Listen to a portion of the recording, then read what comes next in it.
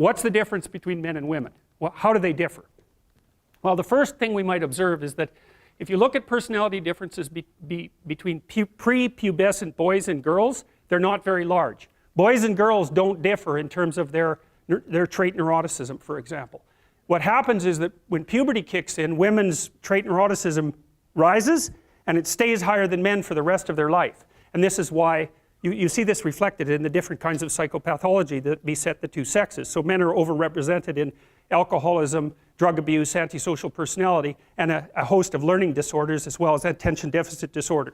And women are overrepresented in depression and anxiety, primarily. That seems to be tightly associated with higher levels of trait neuroticism, because maybe it's, if you're at the 95th percentile or higher, let's say, in trait neuroticism, there isn't much difference between that and being somewhat prone to depression and anxiety. And because the curves overlap, you know, the curves aren't identical, the normal distributions aren't identical for men and women. You tilt the one to the right, to the women's curve to the right towards higher levels of neuroticism. You go out and you look for the person in 20 who has the highest levels of negative emotion. It's much more likely to be female than male. Okay, so let's see if we can figure out why. So I'm going to tell you some things, basic differences between men and women, and you can tell me what you think about it if you agree or disagree.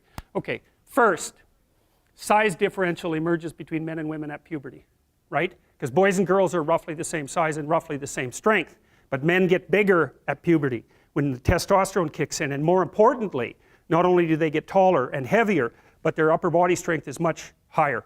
And that's a real issue for combat, because human beings punch. There's other animals that do that. Kangaroos do that too, eh? So we're not the only people that punch, but we have clubs on the ends of our arms.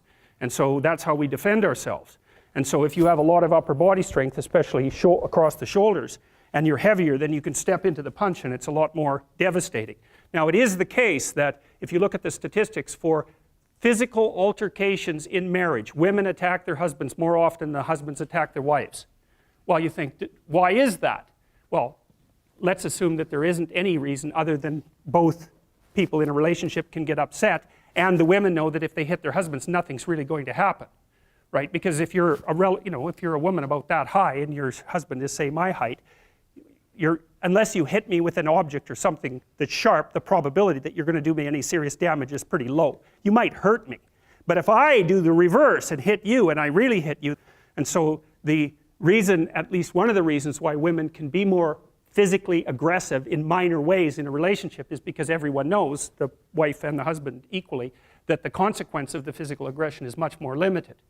So men do more serious damage to women, but women are more aggressive in relationships. So that's interesting. So okay, so there's a body size difference that's important, a strength differential that's important. Next thing, I think, so let's assume that the reason that women are higher in sensitivity to negative emotion is because the world is actually more dangerous to women, right? Because that would be the most logical reason why there would be a sex difference in something like fear or sensitivity to punishment. Well, first, there's the danger of physical altercation. Second, there's the sexual danger. So women become sexually vulnerable at puberty. And why do I say vulnerable? Well, it's straightforward. It's because the cost of sex for women is way higher than it is for men. And it certainly has been throughout our evolutionary history. Because if a man has an unwanted sexual encounter, well, then he walks away and maybe he's persecuted by the state or prosecuted by the state for it. But if a woman has an unwanted, unwarranted, or incautious sexual encounter and she ends up pregnant, then, well, in traditional societies, you're just done. And even in modern societies that are rich like ours, I don't have to go into that. It's big trouble. No matter what you do about it, it's big trouble. So being more nervous about that makes perfect sense. But then here's the last thing. And I think that women's nervous systems are not adapted to women. I think women's nervous systems are adapted to the mother-infant dyad. And because you are not the same creature when you have an infant. Not at all. You're way more vulnerable. And it's partly because you have to express the vulnerability of the infant and you also have to care for it, right? So you think about an infant, especially under 9 months. So let's say, how are you going to be wired up if you're going to optimally care for an infant under 9 months? And I'm saying under 9 months because women generally do the bulk of childcare for infants who are under 9 months old. And part of the reason for that, there's a whole host of reasons, but part of the reasons for that obviously is that they breastfeed. But imagine what you need to be wired up biologically in order to care for an infant. First of all, they're very demanding, right? Because they're completely helpless, and they're demanding 24 hours a day, and it's quite a emotional load. And an infant under 9 months is never wrong, right? What you do to an infant under 9 months is when they're in distress, you always respond. You never tell the infant, get your act together and stop whining, right? Which you can do, say, to a child that's 18 months old. You can start having that sort of conversation. But under 9 months, it's like nothing is the infant's fault. It's surrounded in an extraordinarily threatening world, and you have to be responsive to what it needs, regardless of what you want, and you have to be very sensitive to the threats that emerge in the environment. And so I think the price that women pay for that ability to have an intimate relationship with infants in the very earliest stages of development is that their nervous systems are actually wired so that they can perform that role optimally. And the disadvantage to that is that having a temperament like that doesn't work that well when you're dealing with adult men, especially when you're dealing with them in a business environment, because it's not the same thing. Not at all. It's a competitive environment. So, okay, so agreeable people are compassionate and polite. What are disagreeable people like? They're tough-minded, they're blunt, they're competitive, and they won't do a damn thing they don't want to do. So it isn't exactly that they're aggressive, although they will push you the hell out of their way if you're in the way. They're not like volatile like you are if you're high in neuroticism. It isn't defensive aggression. It's more like predatory aggression. It's dominance behavior. And so for someone who's highly disagreeable, they look at the world as a place in which they can compete and win. And I'll tell you a story. I have a friend. I gave him my personality test, the Big 5 aspect scale that Colin DeYoung developed in my lab. And I knew he was a disagreeable guy, and by interacting with him. I mean, he's even rude to people sort of spontaneously on the street. I actually like him quite a bit. He's very, very funny. He's also very conscientious, so you can trust him, but he's disagreeable as hell. And so I gave him this test because I thought it would be funny, and he came out as the most disagreeable person in 10,000. So reasonable in compassion, about 30th percentile, but like 0.001 in politeness. So he's extraordinarily blunt, and he'll just say absolutely anything, no matter how horrible it is. And he was often brought into corporations to sort of clean them up. So if a corporation was tilting and not doing well, they'd bring him in to find out who the useless people were and fire them. And I talked to him about that because I've had the opportunity to have to not have graduate students in my lab, for example, that weren't performing well, and I find it very, very difficult to, dress someone down, and certainly difficult to fire them. I just hate it because I'm actually quite an agreeable person, much to my chagrin. And I asked him about that, and I said, well, what do? You have to fire people all the time. How do you handle that? He says, handle it? I enjoy it.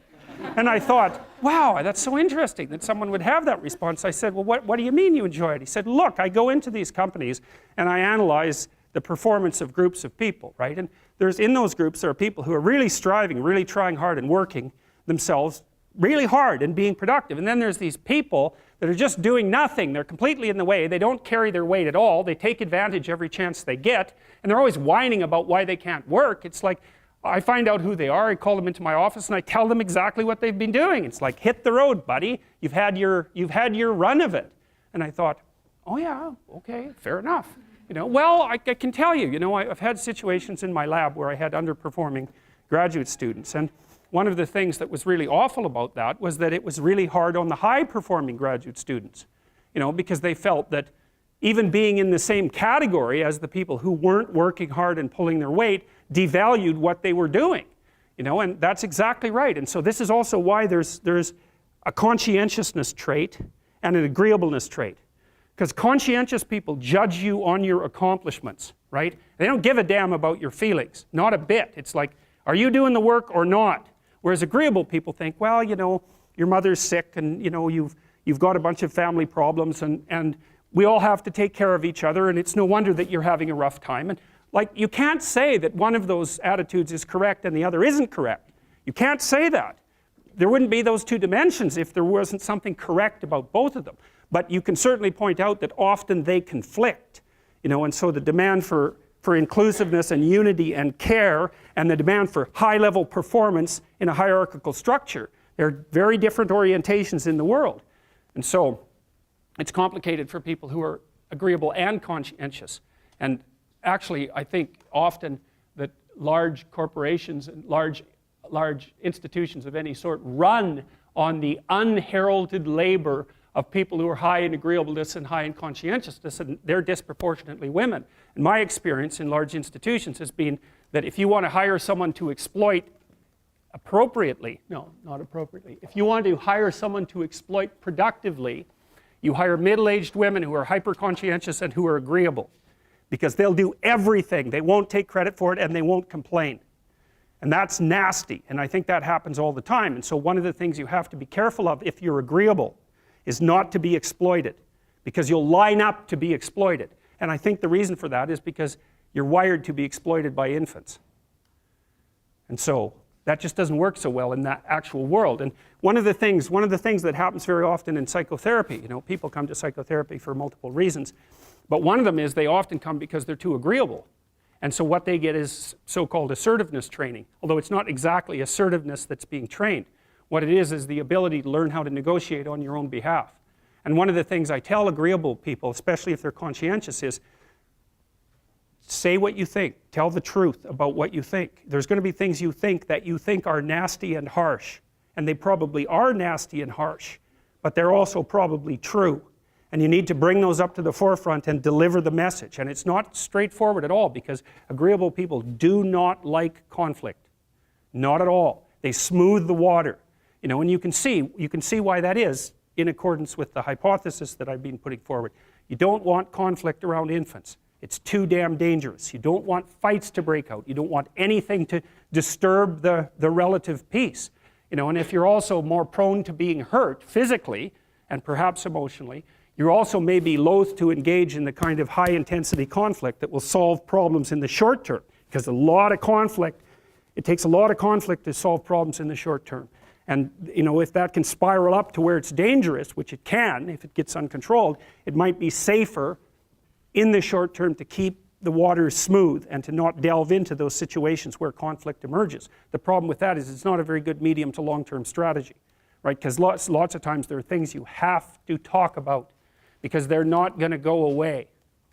And so partly what you do with agreeable people is you get them to figure out, and they have a hard time with this too. If you ask a disagreeable person what he wants, say, or she wants, they'll tell you right away. They know. It's like, this is what I want, and this is how I'm going to get it. But agreeable people, especially if they're really agreeable, are so agreeable that they often don't even know what they want, because they're so accustomed to living for other people and to finding out what other people want and to trying to make them comfortable and so forth, that it's harder for them to find a sense of their own desires as they move through life. And that's not, look, there's situations where that's advantageous, but it's certainly not advantageous if you're going to try to forge yourself a career. That just doesn't work at all. So